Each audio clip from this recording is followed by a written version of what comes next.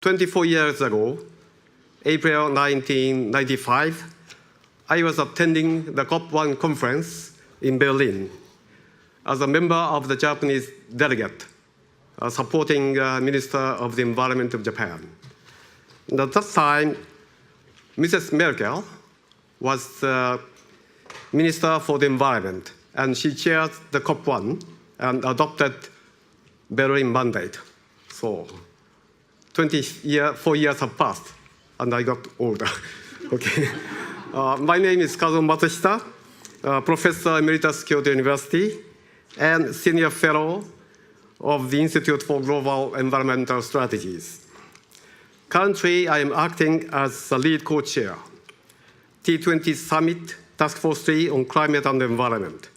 In that capacity, I would like to report to you the current activities of T20 Task Force on Climate and Environment. As you know, climate change is an issue that the international community must address collectively. With the entry into force of the Paris Agreement and adoption of the implementation guidelines of the Paris Agreement at COP24, the global community has to accelerate their efforts towards building a carbon neutral and climate resilient society.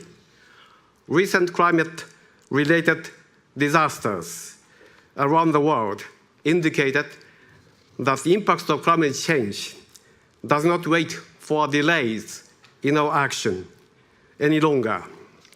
Thus, now is the time to enact a major paradigm shift aimed at bringing about a new civilization with carbon neutrality and sustainability.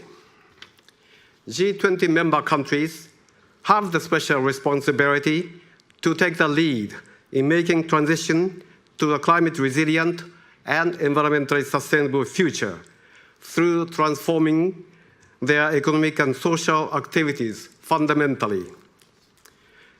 In order to address climate and environmental issues, proper policy measures, such as setting ambitious targets, providing proper economic incentives, and regulatory measures based on sound analysis are required.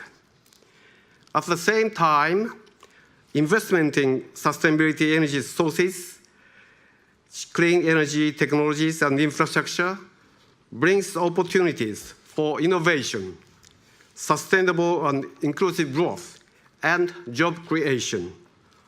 Moreover, addressing climate change is a critical pillar for achieving sustainable development goals.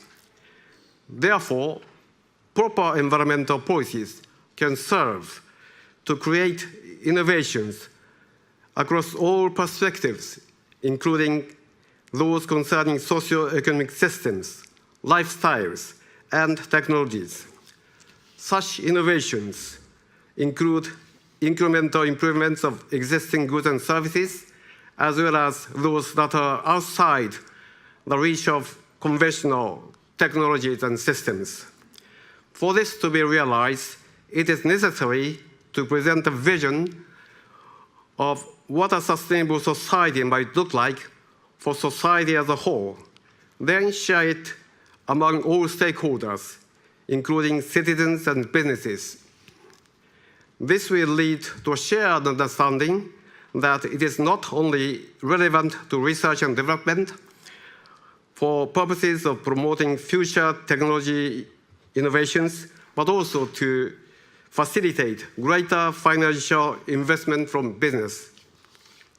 As such, the following measures are considered critical: provision of incentives to reward early movers of innovation, creation of market demand for environmental conservation, generation of new employment opportunities, and equitable systems for transition of the labor market, internalization of externalities by imposing responsibilities on polluters in line with the polluter pays principle, promotion of environmental awareness through education for sustainable development.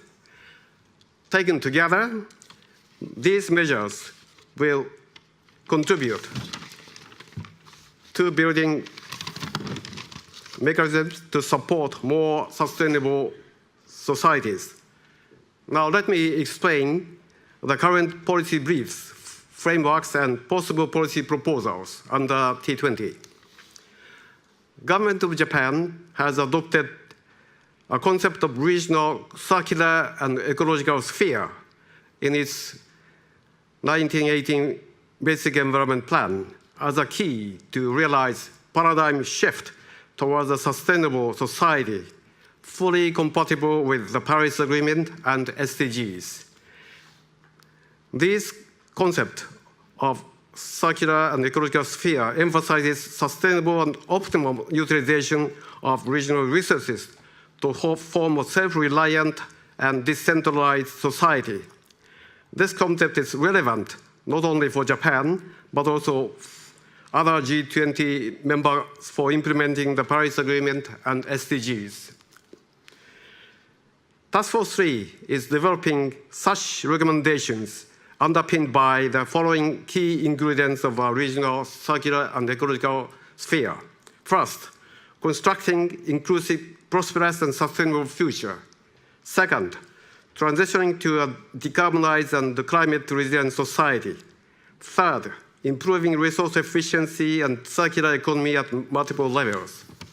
Fourth, revitalizing local economies utilizing local resources. Let me elaborate some of the policy proposals relating to climate change.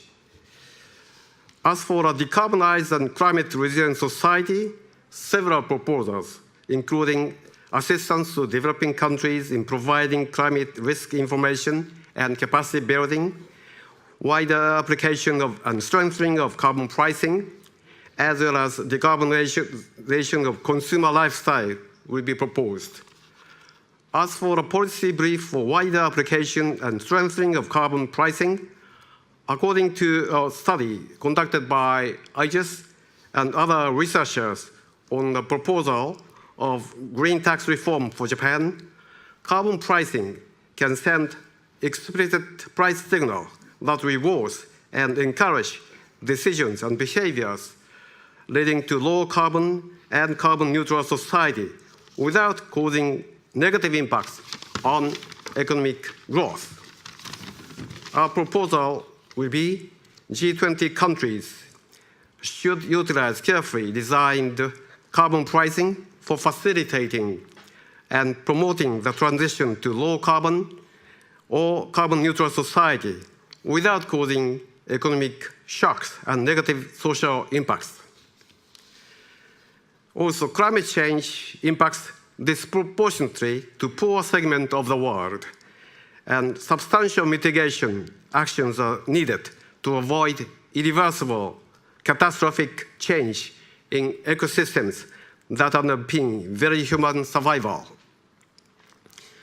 As a group of world-leading countries, G20 is expected not only to pioneer ambitious actions for transition to a low-carbon or decarbonized society, but also to lead international cooperation in capacity development of less developed countries for implementing ambitious actions and in financing such actions.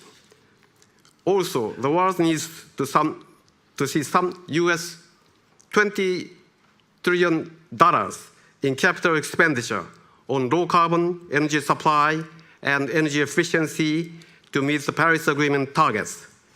Given the large scale of the investment required to decouple carbon emissions from economic growth, it will have to rely largely on mobilizing private capital. The G20 has taken initial steps to formulate a climate agenda to be financed by private capital, but more needs to be done.